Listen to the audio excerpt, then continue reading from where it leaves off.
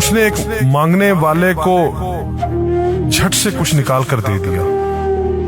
मैंने कहा कि भाई देखभाल कर देना चाहिए, ये फ्रॉड लोग होते हैं और आम इंसान के जज्बा नेकी को एक्सप्लॉइट करते हैं।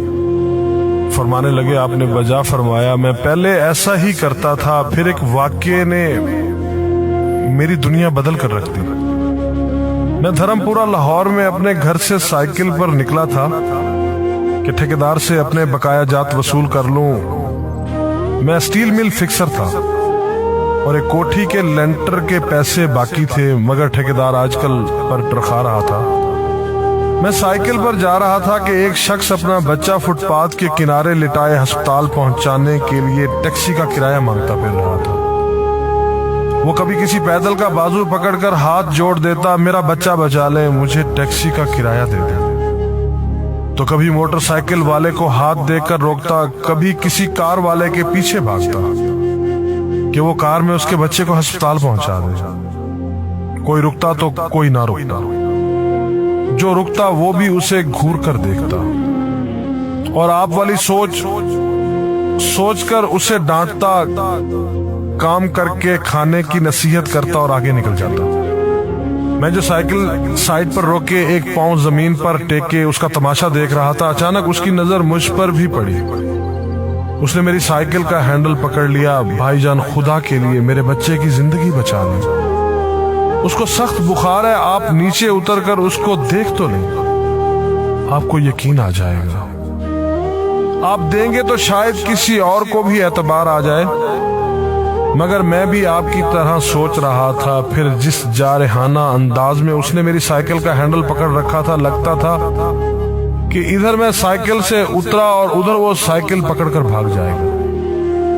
मैंने भी उसे काम करके खाने की तलकीन की और पिछले जुमे में सुनी हुई हदीस उसको भी सुना दी। कमाकर खाने वाला अल्लाह का दोस्त होता है, और अपना हैंडल छुड़ाकर बड़बड़ाता हुआ आगे चल पड़ा। हरामखोर हमें बेवकूफ समझते हैं। 2-3 घंटे के बाद जब मैं बकाया जात वसूल करके वापस आया तो वो अभी उसी जगह खड़ा मांग रहा था।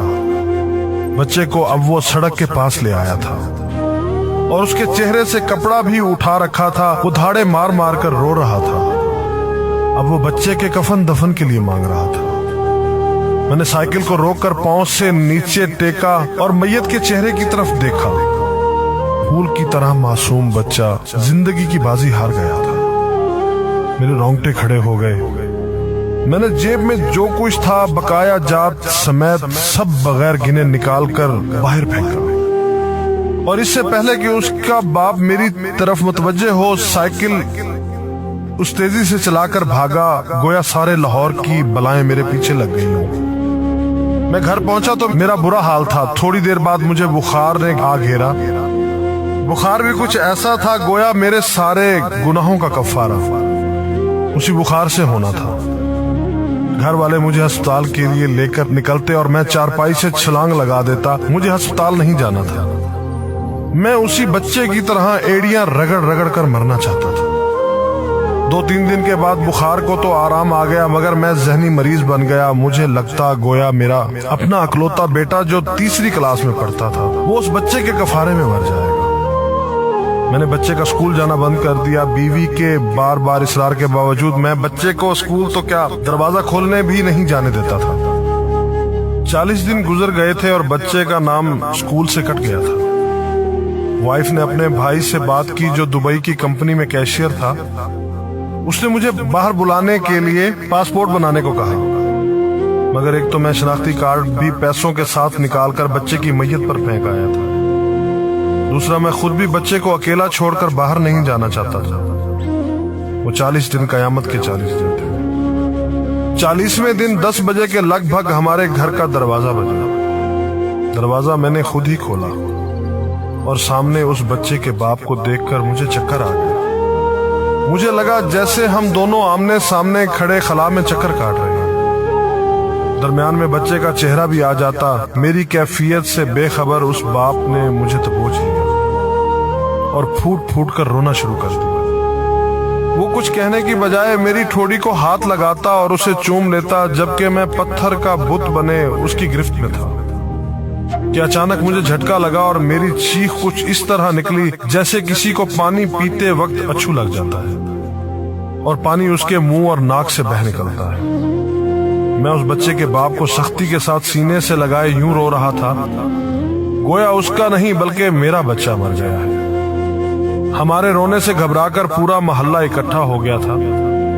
आहिस्ता आहिस्ता 40 दिनों का गुबार निकला। उसको मैं घर में लेकर आया। मोहल्ले वाले भी आ गए थे जिन्होंने उस आदमी से बहुत अफसोस किया। कुछ देर बाद उसने अपनी जेब से मेरा शनाख्ती कार्ड निकाला और मुझे वापस किया।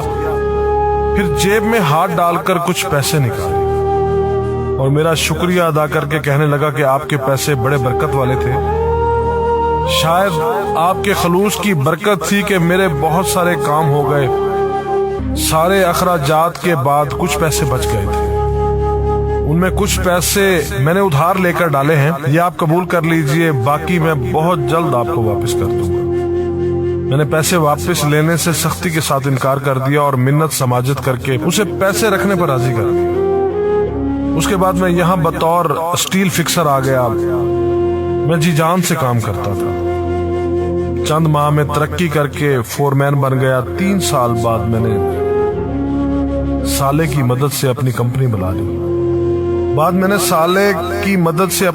बना ली। और उस बच्चे के वालिद को भी अपनी कंपनी में बुला लिया। आज वो मेरी कंपनी में फोरमैन है। उस बच्चे के बाद अल्लाह ने उससे 2 बेटों और 1 बेटी से नवाजा है। मैं उसे आपसे मिलवाऊंगा, मगर उसे साइकिल वाला किस्सा मत बयान कीजिए। वो आज तक नहीं पहचाना कि मेरी साइकिल रोककर उसने मुझसे सवाल किया था। वो मुझे वलीउल्लाह समझता है जिसने उस बच्चे की लाश देखकर सब कुछ निकाल कर दे दिया। कारी साहब, उस दिन के बाद मैं किसी को खाली हाथ नहीं लौटाता। कारी साहब, उस दिन के बाद मैं किसी का हाथ खाली नहीं लौटाता। थोड़ा सा देने से ना वो अमीर होता है और ना मैं गरीब होता हूँ। बस दिल को तसल्ली होती है कि मैं इस बच्चे का खून बहा अदा कर रहा हूँ। रह गई लूटने की बात, तो कारी साहब हमें कौन नहीं लूटता। जूते वाला हमें लूटता है, कपड़े वाला हमें लूटता है, सब्जी और गोश्त वाला हमको लूटता है। इतना लूटने के बाद अगर कोई हमें अल्लाह के नाम पर लूट ले तो शायद हशर में हमारी निजात का सामान हो जाए कि ये बंदा मेरी खातिर मेरे नाम पे लूटता रहा है।